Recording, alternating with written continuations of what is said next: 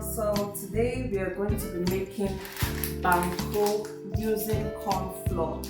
First, I also want to appreciate all those who like and subscribe to all my previous videos. And if you're yet to subscribe, please do so.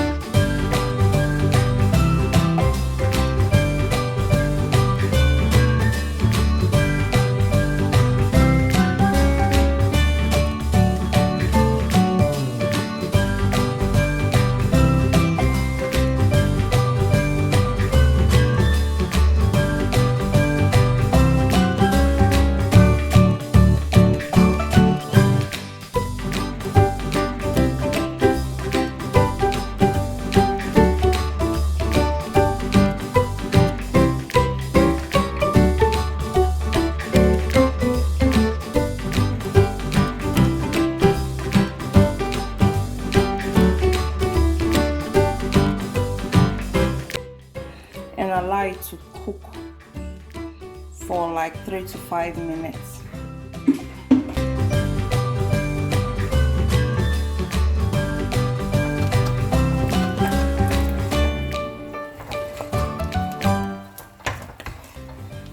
So